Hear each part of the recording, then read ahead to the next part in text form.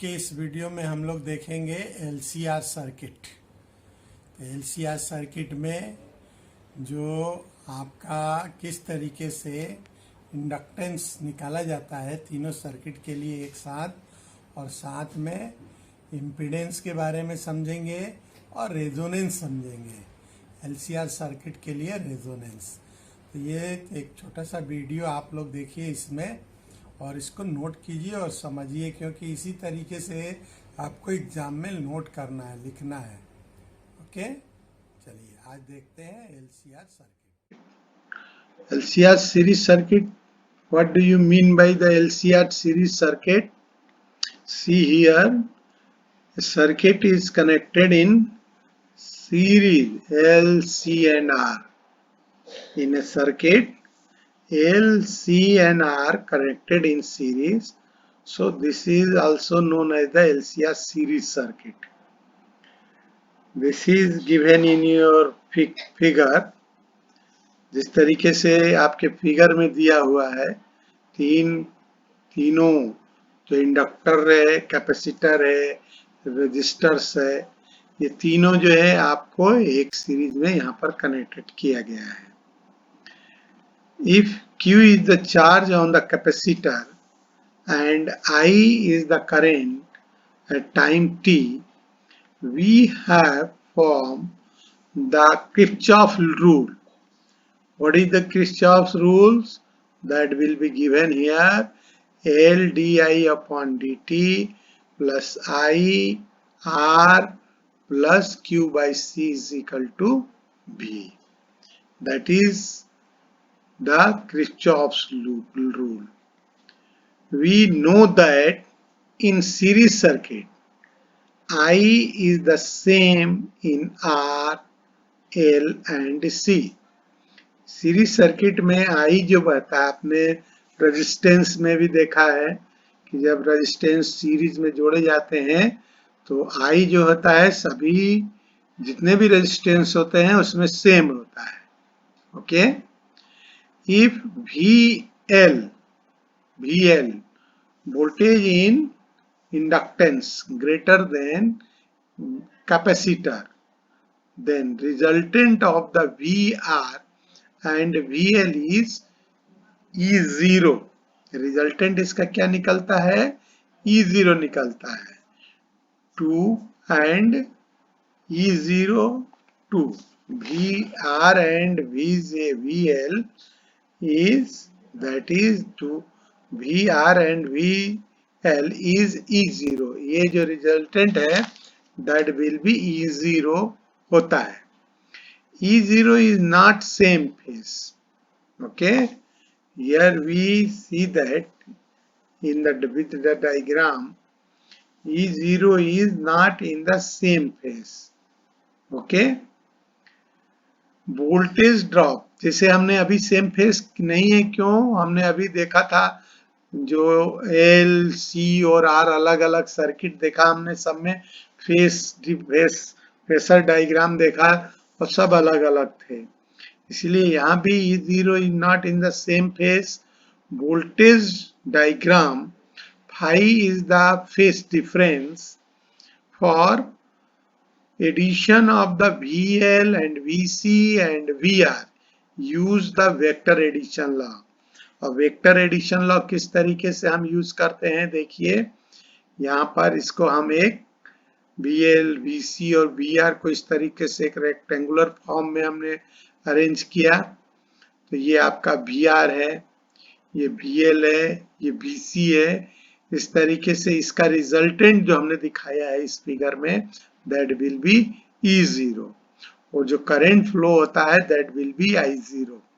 तो यहाँ पर E0 की वैल्यू, E अगर हमें ये इंड्यूस्ड EMF है तो E इज इक्वल टू होता है E0 sign omega T, E0 sign omega T, और फेज डिफरेंस फाई का है, तो इसको हम इस तरीके से भी लिख सकते हैं, I is equal to I0 sine omega T minus phi, because I is less than phi2 by E0. I is the less than phi 2 by E0। और इसको और कैसे समझ सकते हैं, तो ये फेज डिफरेंस फाई का रहता है, तो that will be either positive और निगेटिव हो सकता है। ठीक है, तो उसको एक साथ अगर लिखना चाहें हम, तो I is equal to I0 sine omega t plus minus phi. Okay, तो this is your I, and when we want to, that is given, we want to determine the inductance current I and the phase relationship to the applied alternative voltage V।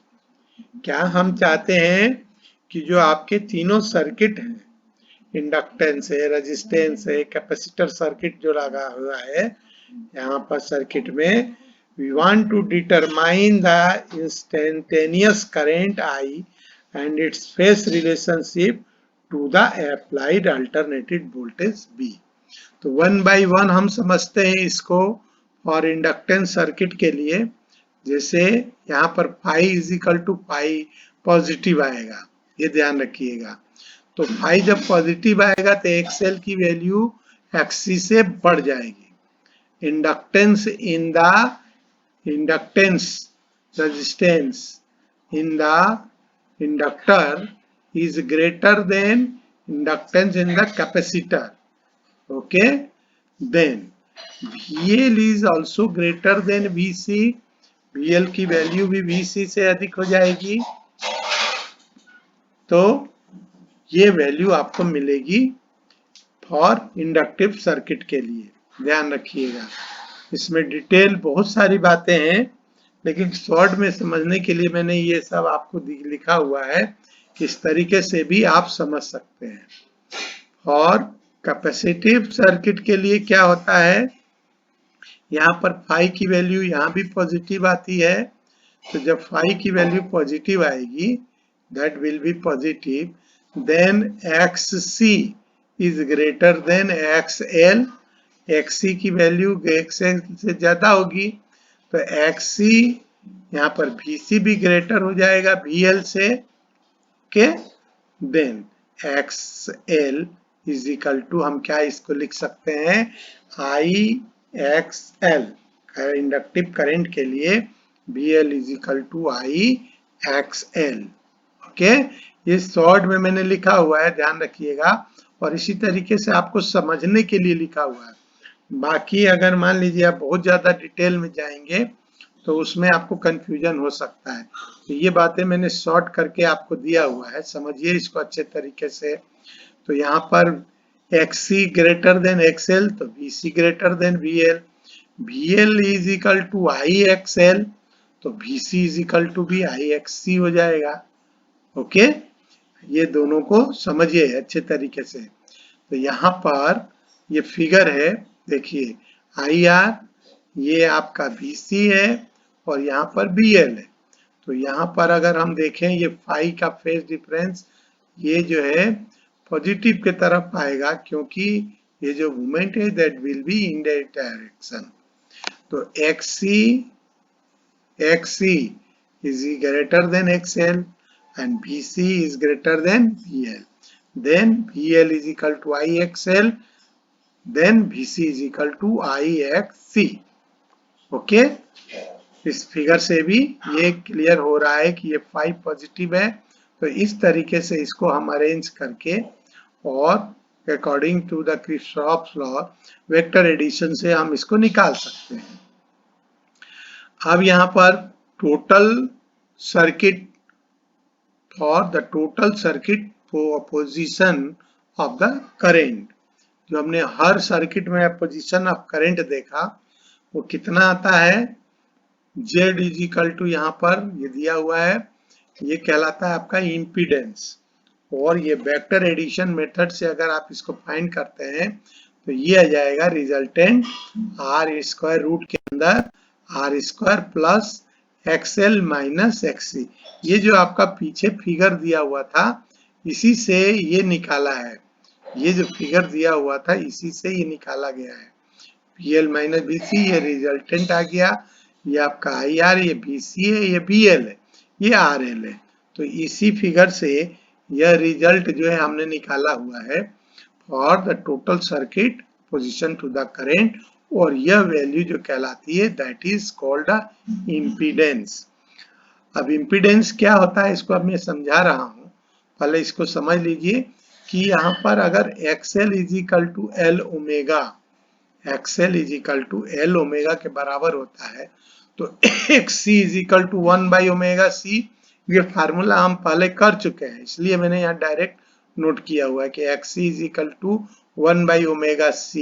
Capacitance circuit में देखिएगा तो वहां से लिया है ये, तो ये वैल्यू अगर हम Z में रखें तो ये R स्क्वायर प्लस XL की जगह L ओमेगा और ये XC की जगह 1 बाई ओमेगा C, और ये टोटल हो जाएगा इसका whole square. Okay, that is in other form of the impedance. यह जो है इम्पीडेंस जो दूसरे फॉर्म में लिखा हुआ है, तो इसको इस तरीके से भी लिखते हैं हम Z is equal to E0 upon I0, या I0 की वैल्यू निकालना है तो E0 अपॉन Z ये यहाँ पर आ जाएगा। ओके, तब मिनिमम इम्पीडेंस के लिए हम बता रहे हैं, डेफिनेशन अभी हम आपको बताएंगे कि मिनिमम इम्पीडेंस के लिए XL की वैल्यू जो होती है XC के बराबर होती है। ओके, XL की वैल्यू XC के बराबर होती है, इसलिए यहाँ पर ये L omega is equal to 1 by C omega, यहाँ पर ये जो दिया हुआ है that will be L omega is equal to 1 by C omega, ये पहले आपने फार्मूला किया हुआ है ऑलरेडी। ओके, तब ये देखिए यहाँ पर omega square is equal to ये 1 बाई ये LC आ जाएगा, और यहाँ पर ये स्क्वायर हटाएंगे तो ये आ जाएगा 1 by under root LC। Okay, यह वैल्यू जो है ओमेगा इज इक्वल टू आ जाएगी 1 बाई अंडर रूट LC।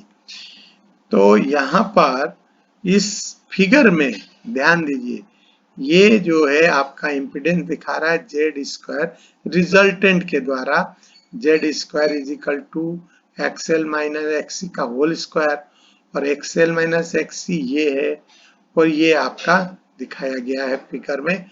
अच्छे तरीके से इसको इसी तरीके से समझ करके यह वैल्यू निकाली गई है। ओके, यहाँ पर ये जो ओमेगा की वैल्यू आई that will be 1 by under root LC। ठीक है, तब यहाँ पर अगर ओमेगा की जगह पर ये जो वैल्यू आपकी Z दी गई है फ्रीक्वेंसी है, ये ओमेगा जो दिया हुआ है that will be 1 by under root C। तो ये ओमेगा की जगह पर अगर हम फ्रीक्वेंसी के फॉर्म में लिखना चाहें, फ्रीक्वेंसी के फॉर्म में, ओके, तो this will be 2 pi f, omega is equal to 2 pi f लिख देंगे, और that will be 1 by under root LC के बराबर हो जाएगा। For frequency f is equal to ये f ये है, यही f यहाँ पर है, ये नीचे आ जाएगा 1 by 2 pi under root LC। For minimum Z, यह फार्मूला आता है किसके लिए, फॉर मिनिमम इम्पीडेंस के लिए। Okay, natural frequency of LCR के लिए क्या समझेंगे, ये दिया हुआ है आपके NCERT बुक में।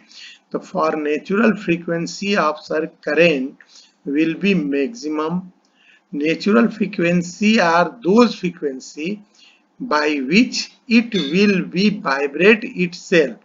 नेचुरल फ्रीक्वेंसी वह फ्रीक्वेंसी होती है, यहाँ पर नेचुरल फ्रीक्वेंसी वह फ्रीक्वेंसी होती है जो कि those frequency by which it will be vibrate itself, स्वयं अपने आप वाइब्रेशन शुरू हो जाता है उसके अंदर।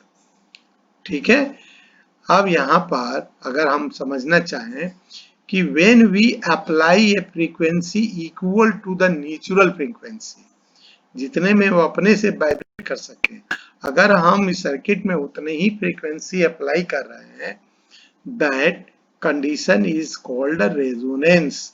ये ध्यान रखिएगा, ये बहुत इंपॉर्टेंट बात है कि when we apply a frequency equal to the natural frequency, that condition is called a resonance. यह फ्रीक्वेंसी, यह कंडीशन क्या कहलाती है? रेजोनेंस कहलाती है, जिसमें कि वो खुद अपना वाइब्रेशन स्टार्ट कर देता है। इसको अगर हम लिखना चाहें तो ऐसे लिख सकते हैं, natural frequency omega not is equal to 1 by under root L C, जो आप लिखते आ रहे हैं, है ना। ये ओमेगा की जगह पर, ये इसकी जगह पे आ जाएगा omega not, that will be 1 by under root L C. अब यहाँ भी समझिए, अगर ओमेगा की वैल्यू ओमेगा नॉट से अधिक है, यहाँ ये यही क्वेश्चन आपको आता है, ध्यान रखिएगा एग्जाम में शॉर्ट क्वेश्चन, बहुत ज्यादा डेरिवेशन पर मत जाइएगा, बाकी चीजें जो यहाँ समझा रहे हैं उसी तरीके से समझना है कि अगर ओमेगा की value omega is greater than omega not, then Z means impedance will be increases, I decreases. Z will be increases, impedance increase होगा, आई डिक्रीज होगा। ओके, अगर यही value omega is less than omega not, omega is less than omega naught, then z increases and I decreases। यहाँ पर z impedance जो है increase हो जाएगा और I जो है डिक्रीज हो जाएगा। ओके, और the minimum value of z is equal to r। यहाँ पर मिनिमम वैल्यू के बारे में बात कर रहे हैं कि minimum value of z impedance जो है वो R होता है। अगर रेजिस्टेंस के बराबर होगा तभी यहाँ पर इम्पीडेंस होगा। ओके, अब इसको थोड़ा सा समझते हैं कि जो मैं बता रहा था कि रेजोनेंस वर्ड क्या होता है। तो रेजोनेंस क्या होता है कि when the frequency applies AC supply is equal to the natural frequency of the circuit omega naught is equal to 1 by under root LC, then the current in the circuit become maximum। Current जो होता है वो circuit में maximum होता है और जिसके कारण वाइब्रेशन शुरू होता है, और इस वाइब्रेशन को ही this phenomenon is known as the resonance. ये फिनोमिनन जो है रेजोनेंस कहलाता है। अब आप समझेंगे कि ये होता क्या चीज है। हम अगर डेली लाइफ में देखें तो जो हमारा रेडियो है, आप रेडियो, आजकल तो मोबाइल में भी रेडियो है, लेकिन जो ओल्ड रेडियो सेट होते थे या होते हैं उसमें आप देखेंगे कि जब ट्यूनिंग से, टर्नर से उसका जो नॉब होता है उसको रोटेट करेंगे तो एक साथ एक जगह पर बहुत सारे कई स्टेशन पर 2 से अधिक स्टेशन पकड़ने लगते हैं, है ना। 2 या 2 से अधिक स्टेशन, थोड़ा तो मूव करने पर फ्रीक्वेंसी चेंज करेंगे आप तो 2-2 स्टेशन पकड़ने लगता है। तो आप थोड़ा सा मूव करेंगे तो दूसरा स्टेशन पकड़ेगा और थोड़ा सा नॉब को मूव करेंगे तो दूसरा स्टेशन पकड़ लेगा। तो यहाँ पर इस चीज को हम कहते हैं टर्निंग या मैक्सिमम, ये रेजोनेंस कहलाता है। और जिसके वजह से फ्रीक्वेंसी चेंज करते हैं, थोड़ी सी फ्रीक्वेंसी चेंज करने पर आपका जो मैक्सिमम इम्पीडेंस हो जाता है और वो वाइब्रेट करने लगता है। तो ये थोड़ा सा आपका LCR सर्किट के बारे में है, आगे हम अगले वीडियो में देखेंगे। ओके।